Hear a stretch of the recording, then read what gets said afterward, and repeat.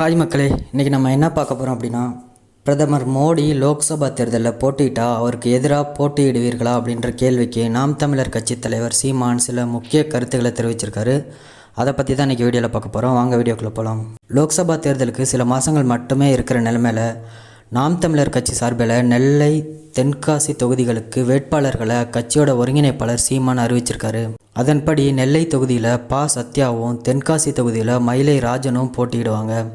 வேட்பாளர் அறிமுகத்துக்கு அப்புறம் நெல்லையில் செய்தியாளர்களிடம் பேசிய சீமான் சில முக்கிய கருத்துக்களை பகிர்ந்து கொண்டிருக்காரு. செய்தியாளர்களிடம் பேசிய நாம் தமிழர் சீமான், கடந்த முறை மாதிரியே இந்த முறையும் 40 தொகுதிகளில் 20 தொகுதிகளில் பெண் வேட்பாளர்களை களமிறக்க உள்ளேன். இந்த முறை என்று இல்லை, எந்த முறையும் யாருடனும் கூட்டணி கிடையாது. எப்போதும் தனித்து தான் போட்டியிடுவேன். நான் எனது மக்களை மிகவும் நேசிக்கிறேன். அவர்கள் என்னை நம்பும் போது எனக்கு வாக்களிக்கட்டும். எனக்கு அதை பற்றி பிரச்சனை இல்லை. இங்கே யாரோட கூட்டணி வைக்க முடியும் அப்படின்னு சொல்லுங்கன்னு கேட்டிருந்தாரு.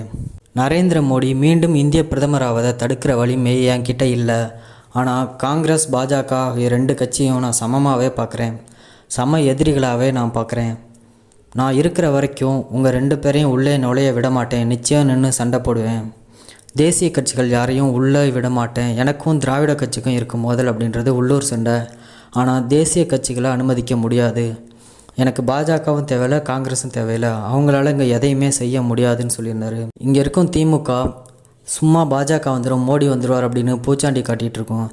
அப்படி பார்த்தா செஸ் விளையாட்டு, கேலோ விளையாட்டு போட்டிகளுக்கு மோடியை அழைச்சது யார்?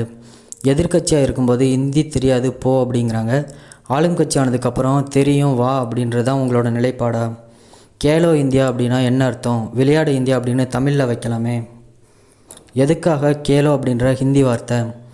22 மாநிலங்களில் பாஜக ஆளும் கட்சியாக இருக்குது. அதில் எந்த மாநில நலத்திட்டத்துக்கு மோடி நேரடியாக போயிருக்காரு? எந்த மாநில அமைச்சரை அவர் சந்திச்சிருக்காரு? தமிழ்நாட்டோட அமைச்சரை மட்டுமே சந்திச்சிருக்காரு. தமிழ்நாட்டுக்கு மட்டுமே வந்திருக்காரு அப்படின்றத கவனத்தில் கொள்ளுங்கள். இது 2 தரப்புக்கும் இருக்கிற ஒரு வித புரிதலை காட்டுது. விஜய் அரசியலுக்கு வருவது உறுதி. அவருக்கு என்னோடய வாழ்த்துக்கள். அண்ணன் சீமான் ஒரு ஆளாக நின்று சண்டை போட்டுட்ருக்காரு. அவரோட கூட நின்று சண்டை போடலாம் அப்படின்னு விஜய் நினைக்கலாம். திமுகவை ஒழிக்காமல் இங்கே நல்லாட்சியை வழங்குறது அப்படின்றது நடக்கவே நடக்காது. முதலீடுகளை ஈர்க்க முதல்வர் வெளிநாடு செல்கிறார் அப்படின்னா அதை ஏற்கவே முடியாது. அது என்னோடய வளங்களை கொள்ளையடிக்க போடப்பட ஒப்பந்தமாகவே நான் பார்க்குறேன் அப்படின்னு சொல்லியிருந்தார். அடுத்து நீட் தேர்வை கொண்டு வந்தது யார்? நீட் எதிர்ப்பு அப்படின்னு 50 லட்சம் கையெழுத்துக்களை வாங்கி பொருட்காட்சியில் வைக்கிற மாதிரி வச்சுருக்காங்க. அதை மோடியை பார்க்க செல்லும்போது கொடுத்துருக்கலாம், இல்லை மோடி இங்கே வந்தபோது கொடுத்துருக்கலாம். மோடியிடம் ஏன் இது குறித்து கேட்கல? சும்மா மாநாட்டில் காட்டினா எல்லாம் மாறிடுமா? திராவிடம் அப்படின்றது ஏமாற்று தான். தமிழ் தேசியம் அப்படின்றது தான் மாற்று. எப்படியாவது மக்களை ஏமாற்ற வேண்டும் அப்படின்றது தான் இவங்களோட கோட்பாடு. இந்த நிலைமையிலேருந்து மக்களை காப்பாற்ற வேண்டும் அப்படின்றது எங்களோட கோட்பாடு அப்படின்னு சீமான் சொல்லி முடிச்சிருந்தாரு. சீமானை பற்றின அப்டேட்ஸ்லாம் தெரிஞ்சுக்கணும், அந்த சேனலை சப்ஸ்கிரைப் பண்ணிக்கங்க.